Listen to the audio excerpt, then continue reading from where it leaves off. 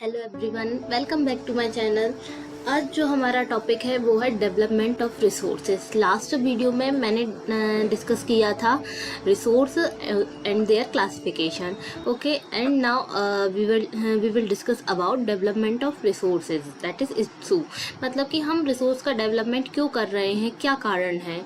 ठीक है, तो क्या है कि जो रिसोर्स हैं वो free gift of nature free gift of nature है। ह्यूमंस भी समझते हैं कि जो रिसोर्स हैं वो हमें यानी कि नेचर से फ्रीली मिल रहे हैं, तो वो उसका कैसा यूज़ कर रहे हैं, अनलिमिटेड उसका यूज़ कर रहे हैं, बिना कोई उसकी यानी कि उसका वो करे, बिना कोई रोक टोक के वो उसका यूज़ कर रहे हैं जितना मर्जी उतना।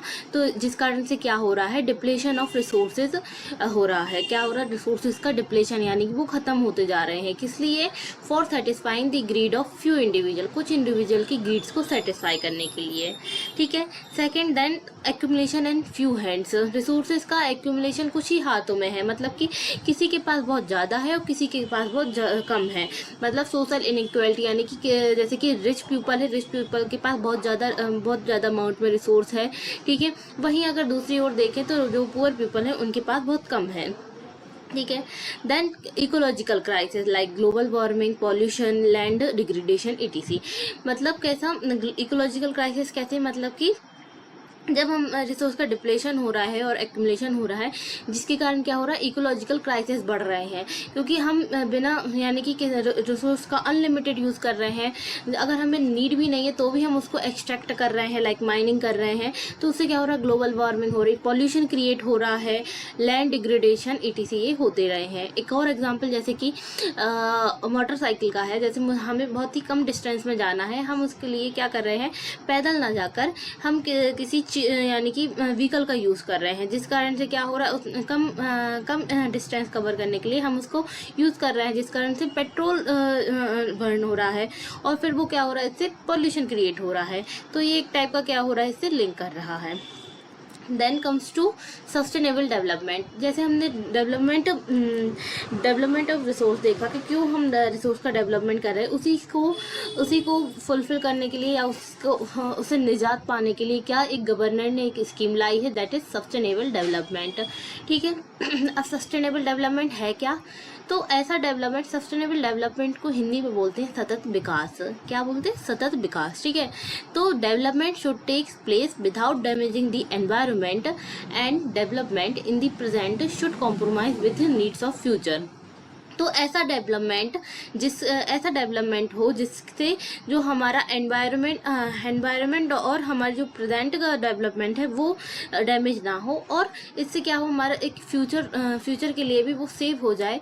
तो इस टाइप का डेवलपमेंट जो होता है वो सस्टेनेबल डेवलपमेंट के अंदर आता है। ठीक है। मतलब कि development that meets present needs without compromising the future generation. यानी इस टाइप से हम डेवलपमेंट करें कि वो हमारी नीड्स को फुलफिल करे और साथ ही साथ हम उस चीज़ को जो है सेव करके और रिजर्व करके रखें फ्यूचर जनरेशन के लिए।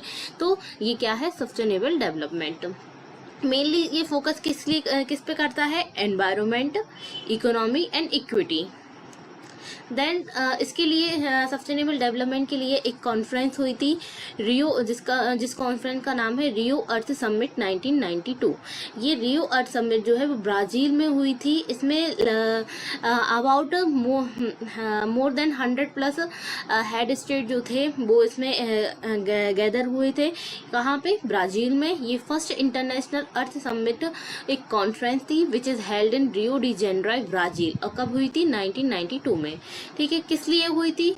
For addressing urgent problem of environment protection and social economic development at global level. जिससे कि जो एनवायरनमेंट को प्रोटेक्ट कर सके, क्योंकि उस टाइम पे भी यानी कि इसको फेस किया गया था एनवायरनमेंट प्रॉब्लम्स को। और जो सोशल इकोनॉमिक डेवलपमेंट जो ग्लोबल लेवल पे हो रहा है उसमें जो भी प्रॉब्लम आ रही है उनको फेस करने के लिए इसको ये एक इनिशिएटिव लिया गया था। ठीक है। इसमें क्या सेट किया गया था? तो इट सेट और एडॉप्टेड एजेंडा 21। इसमें एक एजेंडा 21 करके एक गोल सेट किया गया था, जिसमें कुछ गोल सेट किए गए थे कि वो हमें 21st सेंचुरी में एज अ सस्टेनेबल डेवलपमेंट में अचीव करने हैं। ठीक है। 17 गोल्स थे एंड 48 टारगेट्स थे और कुछ इंडिकेटर्स भी थे।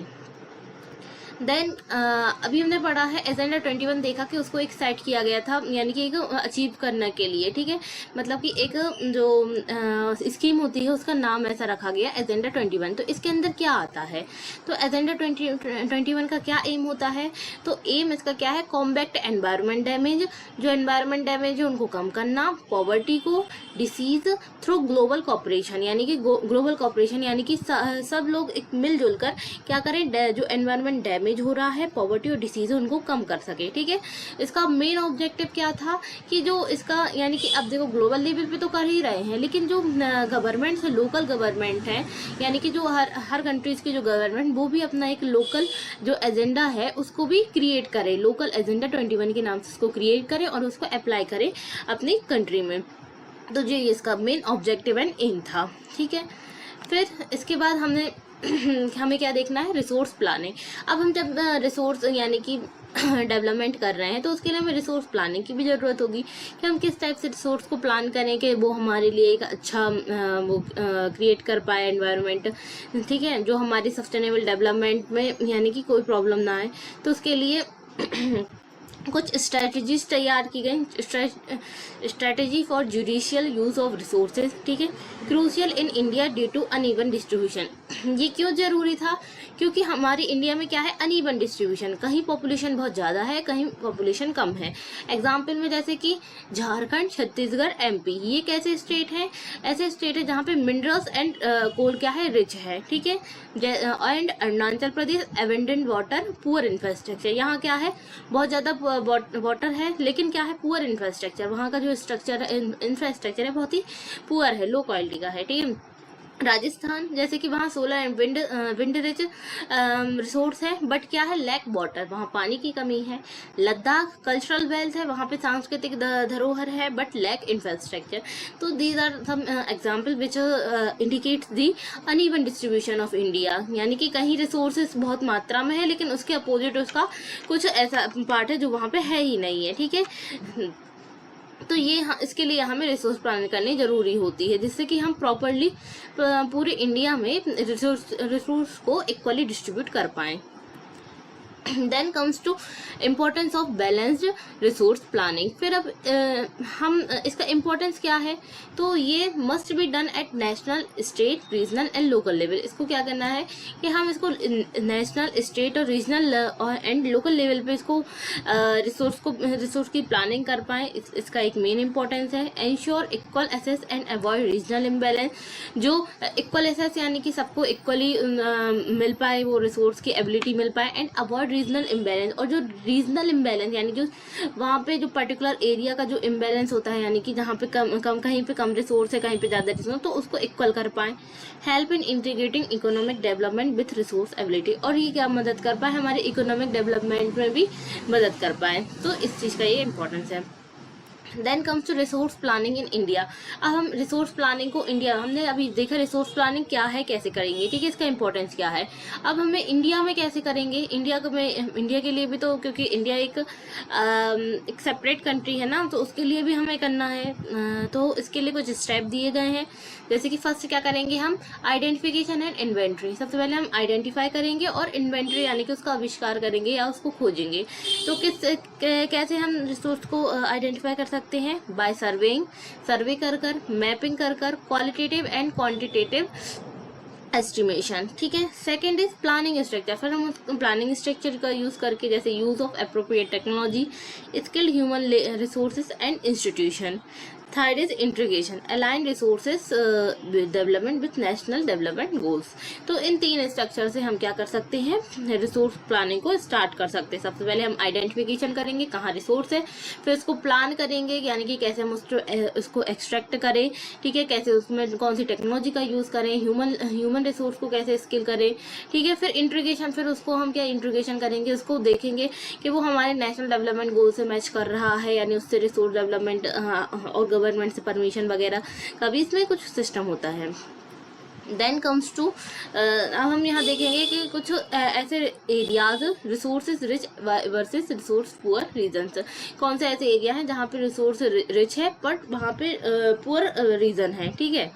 तो resource first is resource rich but backward है, ठीक है। तो जैसे कि झारखंड, छत्तीसगढ़, यहाँ पे रिसोर्स यानी कि कोल एंड मिनरल्स है वो मिलता है, लेकिन यहाँ क्या है, बैकवर्ड एरिया है, यहाँ पे बहुत रिमोट एरिया है, ठीक है। उड़ीसा, रीज़न क्या है, लैक ऑफ टेक्नोलॉजी, यहाँ पे टेक्नोलॉजी कम है, एंड स्ट्रक्चर यानी कि यहाँ पे कमी है यहाँ की, ठीक है। अब ये तो बैकवर्डनेस का हो गया। फिर रिसोर्स पुअर बट डेवलप्ड, ऐसे स्ट्रक्चर जो कि रिसोर्स पुअर यानी कि यहाँ पे रिसोर्स तो बहुत कम है लेकिन वहाँ पे डेवलप स्टेट बड़ा डेवलप्ड है। जैसे कि दिल्ली में कोई ऐसा यानी कि हमें कोई ऐसा माइनिंग एरिया या ऐसा कोई नहीं दिखेगा, लेकिन दिल्ली जो है सबसे डेवलप्ड कंट्री है और हमारी इंडिया की कैपिटल भी है, ठीक है। पंजाब भी बहुत डेवलप्ड स्टेट है, ठीक है। हरियाणा, महाराष्ट्र, ठीक है। यहाँ क्या है, हाई इन्वेस्टमेंट है एंड अर्बनाइजेशन, यानी कि लोग यहाँ सबसे ज़्यादा हाई इन्वेस्टमेंट करते हैं और यहाँ पे अर्बनाइजेशन है, ठीक है। इसलिए ये जो रीज़न है ये रिसोर्स पुअर है बट डेवलप्ड है।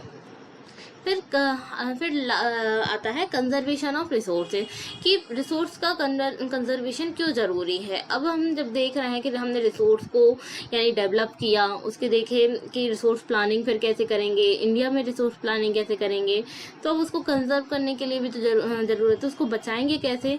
तो वाई इम्पोर्टेंट, क्यों इम्पोर्टेंट है, तो अवॉइड ओवर यूटिलाइजेशन, क्यों किस लिए, तो हम जैसे कि ओवर यूटिलाइजेशन को अवॉइड कर पाएँ यानी कि उसको ख़त्म कर पाएँ, तो उसके लिए इम्पोर्टेंट है। And second is maintain social economic balance, और इससे सोशल इकोनॉमिक बैलेंस मेंटेन रहे, तो इस कारण से जो हमारा रिसोर्स का कंजर्वेशन है वो ज़रूरी है।